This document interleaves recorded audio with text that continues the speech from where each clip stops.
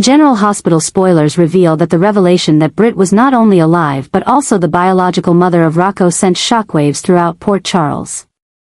Unraveling years of assumed truth and igniting a volatile emotional reckoning among the people who once thought they had buried their secrets for good. The mere sight of Britt stepping back into General Hospital was enough to stir ghosts from the past.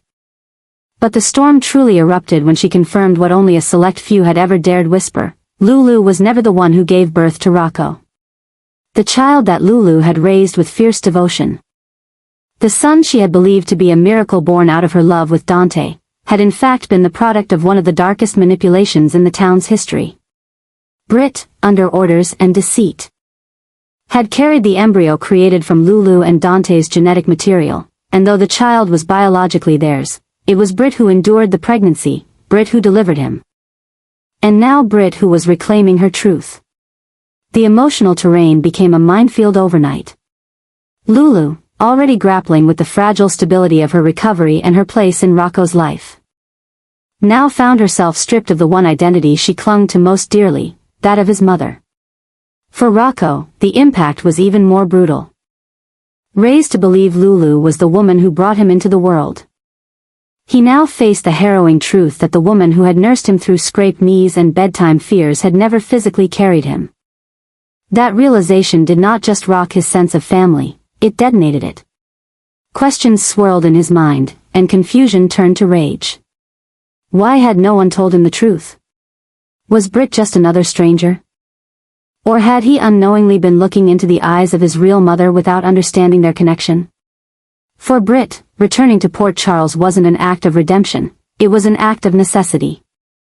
The weight of the past and her own guilt had driven her into exile, but watching from afar as Rocco grew up under another woman's name, believing another to be his true mother, had become too unbearable. Her return was not fueled by vanity or vengeance, but by the undeniable pull of maternal love, the aching need to claim the child who shared her blood. Even if it meant tearing open old wounds to do so. She was not asking for forgiveness.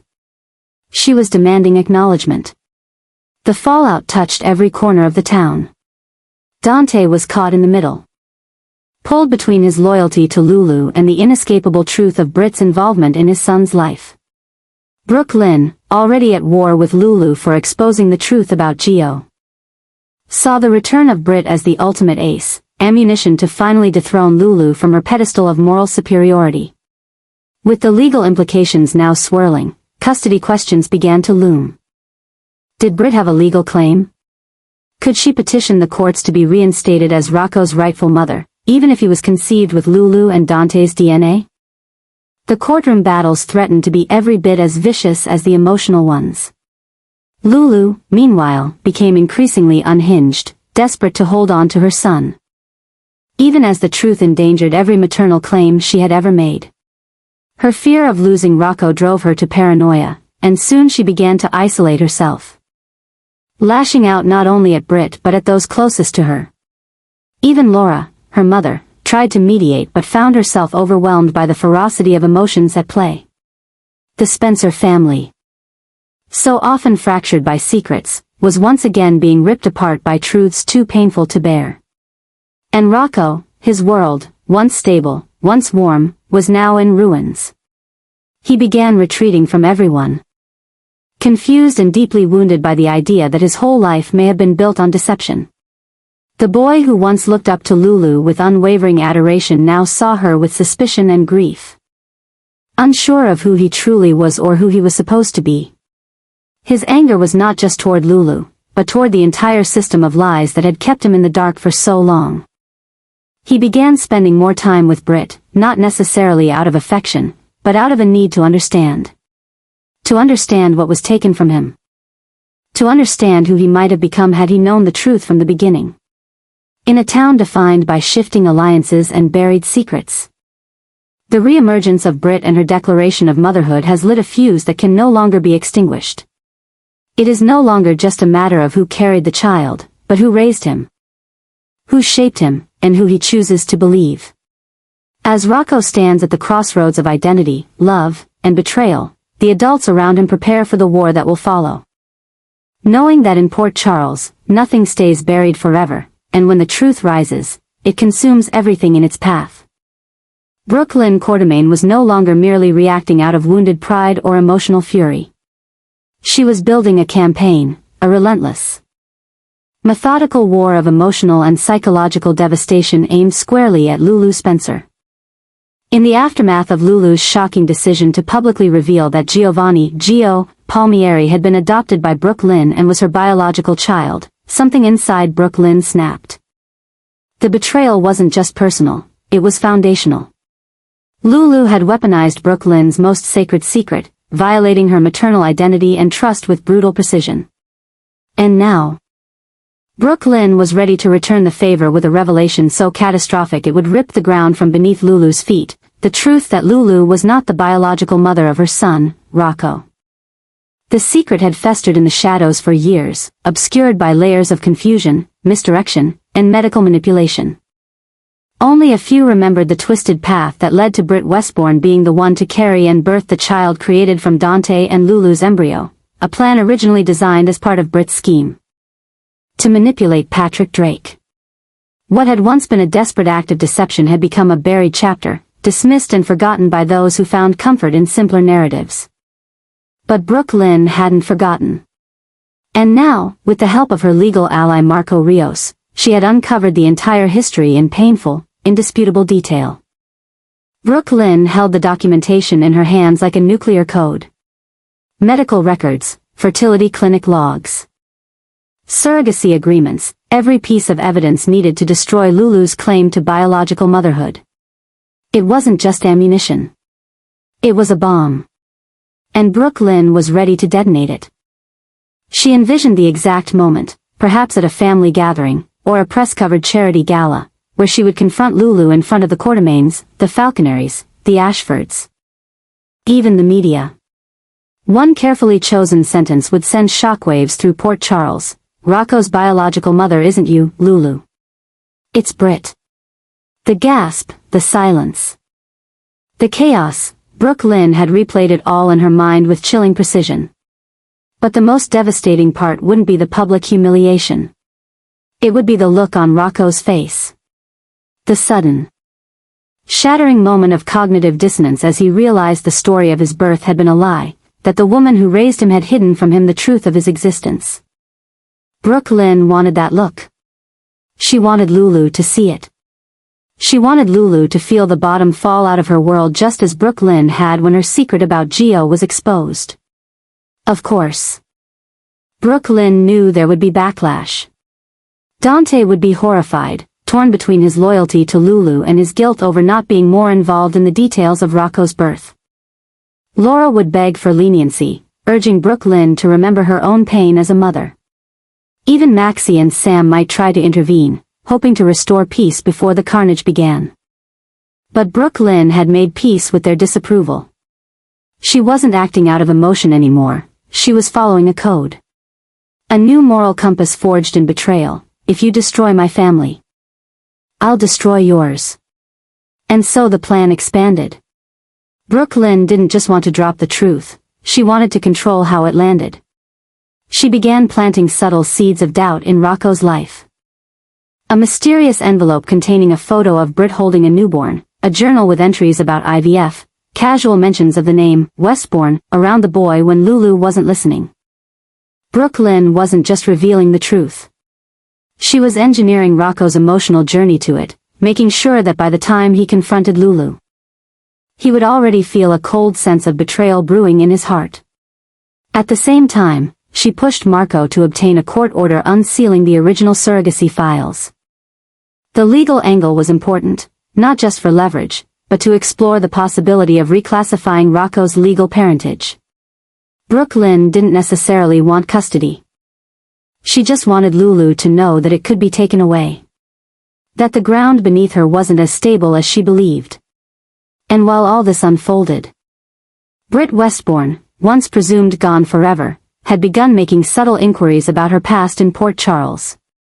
Whispers of her return began to circulate, and Brooke Lynn, with icy determination, prepared to bring her back into the spotlight. She would be the living proof that Lulu wasn't who she claimed to be.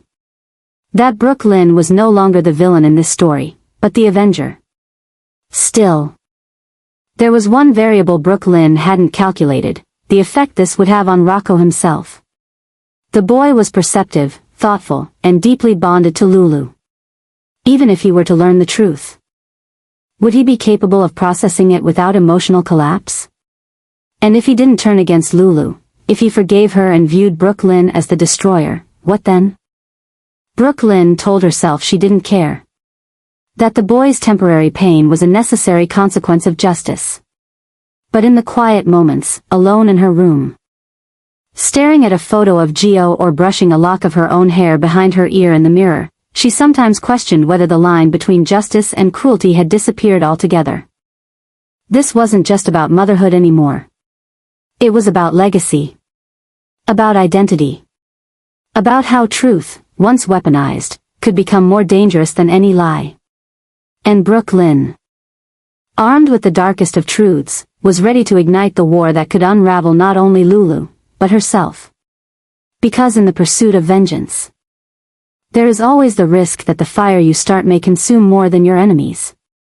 It may consume everything. Britt Westbourne's return to Port Charles is more than just a comeback, it's a reckoning. Her reappearance sends shockwaves through every corner of the community. But nowhere more profoundly than within the fragile, fraying life of Lulu Spencer. Britt is no longer the disgraced doctor hiding from her past, she returns armed with new purpose.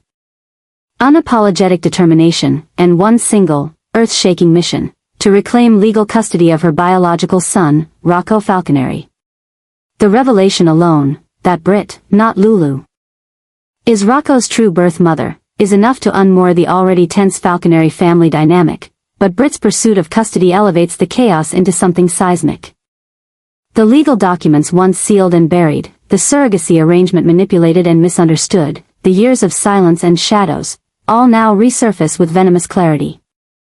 Britt is not here for forgiveness. She's here for justice, and she's willing to battle Lulu for it in the most public, devastating fashion possible. What begins as a petition to the family court rapidly spirals into a scandalous campaign. Britt challenges Lulu's maternal authority with surgical precision. Questioning her history of mental stability, her coma-induced absence from Rocco's formative years, and her decision to keep the truth hidden from her son. The courtroom becomes a stage where Britt, with a composed yet piercing edge, lays out her case not only as the biological mother but as a woman reformed, redeemed by time, tragedy, and the support of someone unexpected, Jason Morgan. Britt and Jason's reunion is not a simple rekindling of a long-dormant flame. It's a collision of broken pasts, reawakened loyalties, and mutual understanding forged through loss. Their renewed bond gives Britt not only emotional strength but public credibility. Jason, the stoic enforcer and moral outlier of Port Charles, lends his quiet allegiance to Britt's cause, subtly influencing allies and adversaries alike to consider her claim as more than a legal technicality, it's a reclamation of identity. Meanwhile, Lulu spirals. The slow erosion of her once stable world becomes an avalanche of betrayal, confusion, and desperation. Her son, her anchor, begins to ask questions she cannot answer. Rocco's discovery that Britt is his birth mother ignites a storm of adolescent confusion and anger. He is caught in the emotional crossfire between two women who claim to love him more than life itself, but who are now engaged in a war that threatens to rip his identity apart. Dante, already torn between his obligations as a cop, a father, and Lulu's co-parent, finds himself paralyzed. His past with Britt, his current with Lulu, and his love for his son are suddenly in conflict. And each decision feels like a betrayal to someone. Port Charles itself begins to choose sides. The Quartermaines whisper behind closed doors, the Corinthos clan watches from a wary distance. And even Laura Collins, Lulu's mother and longtime voice of reason, struggles to maintain neutrality. For her part, Brooke Lynn, still seething from Lulu's betrayal regarding Gio, secretly supports Britt, feeding information to Marco Rios and bolstering the case against Lulu. What began as a maternal dispute becomes a full-blown social war, echoing through Windermere, the Metro Court, and even the halls of General Hospital. Yet the emotional center of this storm remains Britt and Jason. Their partnership becomes something more than strategy. It evolves into something intimate, protective, even restorative. Jason, still haunted by past mistakes and the weight of lives lost, finds solace in Britt's defiance, her fight. Her unapologetic need to reclaim what was stolen from her. In turn, Britt finds in Jason a stabilizing force, one who doesn't question her motives. Who sees her not as the woman who once caused pain but as the mother fighting to be seen. Their moments together, laced with shared grief and reluctant affection, become the quiet pulse beneath the noise, the heartbeat of a second chance neither of them thought possible. But for Lulu, each day becomes a descent into a kind of psychological and emotional hell. She begins to unravel, consumed by fear of loss and the encroaching realization that perhaps the life she built with Dante and Rocco was, from the beginning, a fragile illusion. Her attempts to manipulate the legal process backfire. Her increasingly erratic behavior becomes ammunition for Britt's legal team. Every step she takes to preserve her role as Rocco's mother becomes another crack in her public image, a fissure that widens until it threatens to consume her completely. And through it all, Britt never flinches. She watches Lulu fall apart with a gaze that is not cruel, but resolved. She does not revel in Lulu's destruction, but she does not stop it either. Because for Britt, this is not just about custody. It's about reclaiming her narrative. It's about showing poor Charles that she is not a villain to be erased or a mistake to be forgotten. She is a mother. She is a woman wronged. And now, she is a force of reckoning. By the time the custody hearing begins, the town is on edge. Every whisper, every stare in the courthouse gallery carries judgment.